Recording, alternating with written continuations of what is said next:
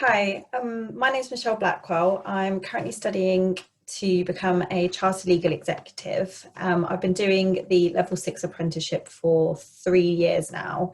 Um, and essentially, I started on a level 3 apprenticeship for the first 2 years and then progressed onto a level 6 apprenticeship. So at the end of my apprenticeship, which is due to finish next September, I'll be a chartered legal executive. As it stands, I'm currently working as a paralegal at Bevan Britton. So I assist fee earners with the daily conduct of a range of litigated cases and help. We basically work in the medical negligence profession. So we defend any medical claims that claimants bring against doctors. So as a chartered legal executive apprenticeship, I work alongside many experienced legal professionals and I assist on about 60 active cases. My daily workload is very varied. It can range from drafting legal documents to attending conferences, liaising with our witnesses, speaking to experts and getting expert reports to advise the clients. So we are also very focused on being client driven and ensuring that they're kept up to date in what's happening in the case as well. I really like the fact that my apprenticeship is very flexible. So I've always had 1 day per week for studying. And up until now, that was for my exams. But now that I've finished my exams, I'm now preparing a portfolio of work to submit before I qualify. But as I said, it's very flexible. I can change my study day depending on my caseload, depending on what I have on during my working week. And I can even, Bevan Britton are really nice in that I can even split it into afternoons or just anything that works around my workload. So it has been very beneficial to me to be able to have that good balance. The recruitment process, so I got my apprenticeship through Vision Apprentices, but I think I'm pretty sure you can apply through the government website as well. I essentially applied through an online application form, and then Vision Apprentices got in contact with me. I had a telephone interview initially, and then they put me forward for a few more online assessments. So I think I had a maths test and an English test, and then I was invited back for an assessment day at Bevan Britton. So the assessment day consisted of me meeting with a group of other candidates. We had an initial group interview. I think the assessment that we had on the day was we were in a group and we had to decide if we were stranded on a desert island, what 3 items would be picked from a list of items.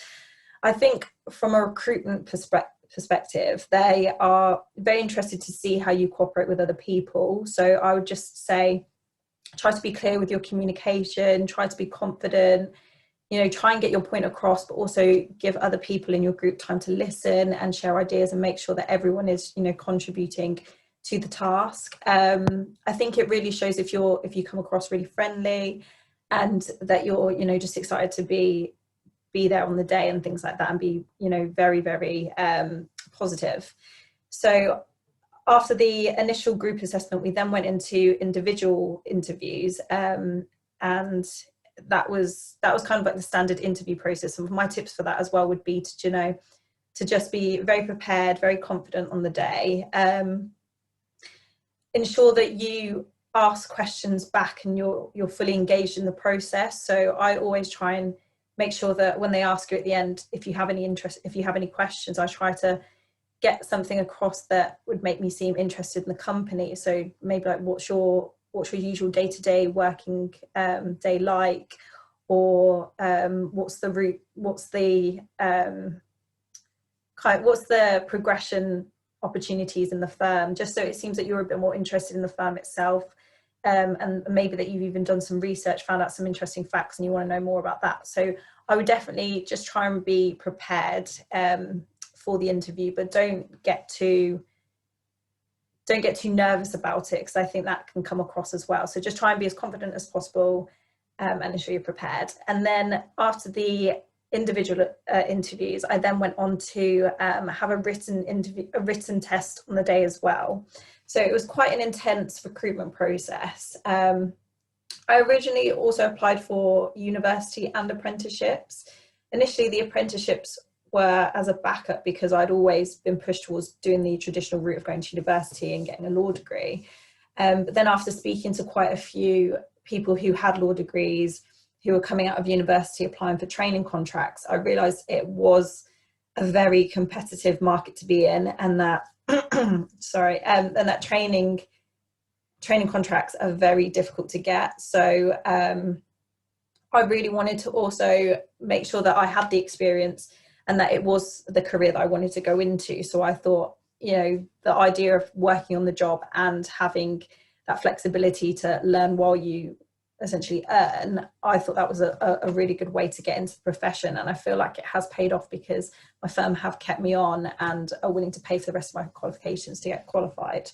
And this would also, you know, go alongside somebody my age coming out of university who would now be applying for a training contract, whereas I've got 5 years worth of experience within the legal sector. So I do feel like it has massively benefited me, and the opportunities that I've had as well have just been amazing in comparison to I might not have had them at university.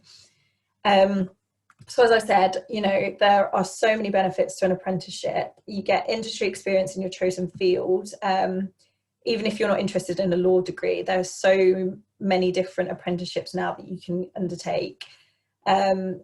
You know, you get your foot through the door of a company, you're getting the experience to make sure that this is actually the career you want to be in, and you're working alongside professionals who can give you, you know, their spin on things, their experience, their take on their career and how they progressed. And I feel like that is also very beneficial because they have real world experience, so they can tell you things that didn't go so well in their career, or they can advise you what they think would be good for you. So yeah, I would definitely say the experience side of it is really, really beneficial. On top of that, you don't get the university debt. A lot of firms and a lot of companies will just pay for your qualifications to get fully qualified. You get a wage and the flexibility, as I said earlier, of learning while you are on the job. In my particular apprenticeship, I will be qualifying as a chartered legal executive, and then I'm also discussing at the moment prospects to qualify as a solicitor. So once I'm chartered, there is a route for progression to get to a solicitor. I think it's using the super exam now, so I think the previous route will now be out of date. But yeah, so there is and also with my particular route as a chartered legal executive, there are also routes to become a barrister or a partner if you don't actually want to qualify as a solicitor. So there are so many different options now. It's not just one size fits all. So I think apprenticeships are particularly great because of the competitive salary while avoiding university debt.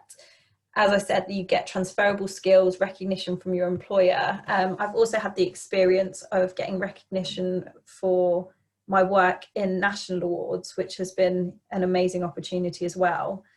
You also have a range of company benefits and perks. I know a lot of companies do, you know, health incentives or do gym memberships and things like that.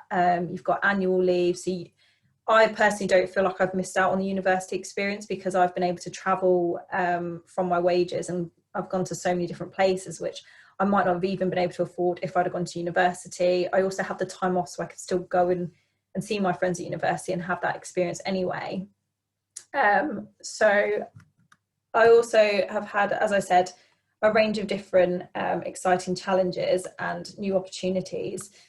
So one of these was, as I mentioned earlier, I was recognised for a lot of a few awards as well at the national level, and this then led me to become involved in the government campaign for promoting apprenticeships. It's called the Fire Up Apprenticeships, and you might have seen these sort of Fire Up posters around. They did 2 different launches, so they also did a TV campaign, which I was really lucky to be a part of, and yeah, it was just a really, really good experience. So my advice to others would be to try and get as much experience as possible in the field that you do want to go into. So before I undertook my apprenticeship, I actually did a week's work experience at a criminal law firm. And, you know, that was really, really interesting to get that side of things, to see what it was like to be in a law firm day to day. But then it also did make me think, as much as I really enjoyed the criminal law side of things, it wasn't actually the career that I wanted to go into. So then I applied for legal business apprenticeships in corporate firms, and I also applied for clinical negligence, which is where I'm currently in today. So I would also ask your teachers for guidance. If you've got a careers mentor, they're a great place to start as well if you're unsure about what you want to do for your future, or you just want some advice about the particular industry you want to go into, or even just to kind of pick out your strengths and see what works for you and what you think you would want to do in the future. Because I know it is a very difficult time to be, 16, 17, 18 and trying to figure out what you want to do for the rest of your life. So I definitely say make an informed decision, get a range of different views, your teachers, parents, friends. If you want to speak to your friends about it as well, that say like, oh, I'm really passionate about this and this might be something that you want to go into. Going on to that, I would say consider your strengths and your passions. What do you enjoy most? What do you get most passionate about?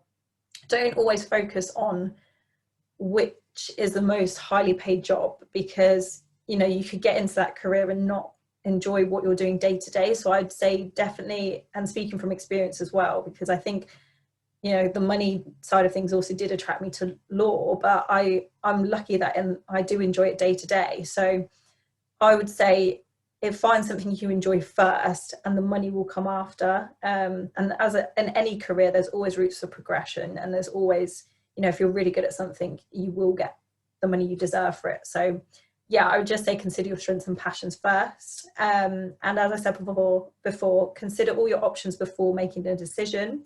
So, if you're applying for apprenticeships, keep your options open. If you want to apply for the university route as well, I think that's good to also keep your option open with that.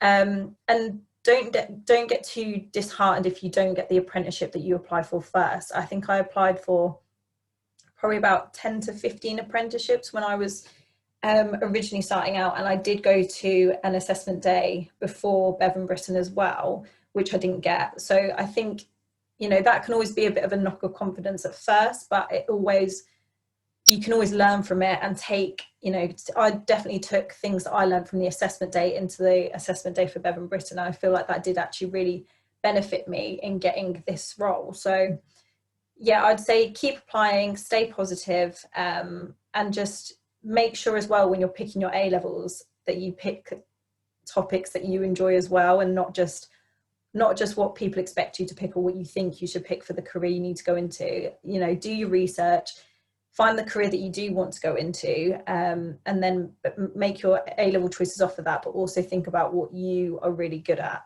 because that will really help you, and it will really help you to enjoy the 2 years of A-levels as well, because it can be a very stressful time. So I think the most important thing is to just enjoy yourself and work hard.